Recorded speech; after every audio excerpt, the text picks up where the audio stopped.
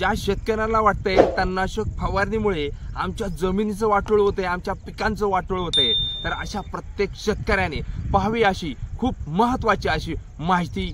जय शिवराय, नमस्कार शेतकरी मित्रांनो, मी मिलिंद भोर स्वागत करतो तुमचं मिलिंद भोर आपल्या शेतीविषयक यूट्यूब चॅनलमध्ये। शेतकरी मित्रांनो, भरपूर शेतकरी असे आहेत की जे तणनाशकाचं नाव ऐकल्यावर त्यांच्या डोक्यात सनक जाते आणि भरपूर शेतकऱ्यांचं असं म्हणणं आहे की आम्हाला तणनाशकाची फवारणी करायची नाही, मग तणांवर बंदोबस्त मिळवायचा तरी कसा। तर ह्या व्हिडिओमध्ये आपण तणनाशक फवारणी न करता तणांचा बंदोबस्त कसा करावा याची सविस्तर माहिती जाणून घेण्याचा प्रयत्न करतोय। लक्षात घ्या शेतकरी मित्रांनो, आपण जर तणनाशक फवारणी करत असाल तर सर्वप्रथम जमिनीचा पोतडा सरळतो, दुसरं म्हणजे आपण जीवसृष्टीचा नाश करतो आणि तिसरं महत्त्वाचं म्हणजे तणांमुळे ह्या तणनाशक फवारणीमुळे आपली पुढील पिकं देखील ही धोक्यात येतात। परिणामी आपल्या जमिनीचा सेंद्रिय कर्ब हा कमी होतो। मग यावर कशा पद्धतीने नियोजन करायचंय तर या इकडे पाहू शकताय मी वापरलेलं आहे तणांवर बंदोबस्त मिळवण्यासाठी हे कोळपणी यंत्र। तर आपण काय करू शकतो की वखरणी करू शकतो, डरवणी करू शकतो आणि कोळपणी करू शकतो। आणि ज्या शेतकऱ्यांचं म्हणणं आहे ना की आम्हाला तणनाशक वापरायचं नाही, तर त्यांच्यासाठी सोपा पर्याय, तुम्ही खुरपणी करा, माणसं घ्या, पैसे घ्या, मजुरी जाऊ द्या, पण तणांवर बंदोबस्त मिळवा। तर आता हे खुरपणी, डवरणी, कोळपणी यंत्र आहे तरी कसं, तर पाहू शकताय आपल्याला सोप्यात सोपं हे सायकल कोळपणी यंत्र आहे।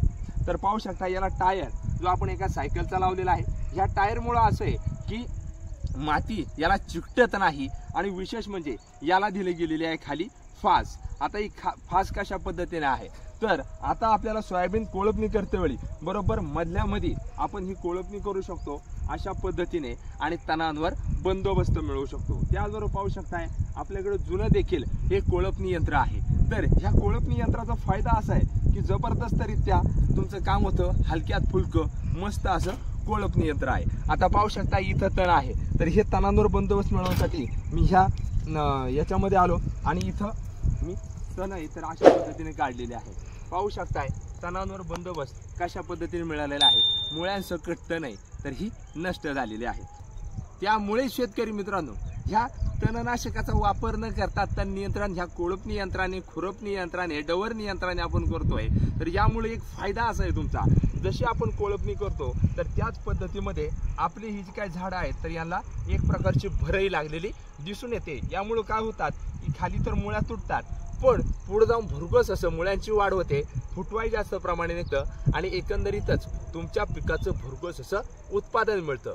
त्यामुळे शेतकरी मित्रांनो, तणनाशक फवारणीचा वापर न करता तणांवर बंदोबस्त मिळवायचा तरी कसा, ही जर आपली माहिती आवडली आणि जे महत्त्वाचं म्हणजे सांगायचं राहिलं, ज्या शेतकऱ्यांना तणनाशकाचं नाव ऐकून डोक्यात सनक येते, ज्या शेतकऱ्यांना तणनाशकाचा वापर करायचा नाही, त्यांना वाटतं जमिनीचा ऱ्हास होतो, जमिनीचं वाटोळ होतंय, पिकांचं वाटोळ होतंय, तर त्यांच्यासाठी उत्तम पर्याय कोळपणी यंत्र घ्या, खुरपणी यंत्र घ्या, डवरणी यंत्र घ्या, त्याचबरोबर पॉवर विडर यंत्र हे देखील घेऊ शकता।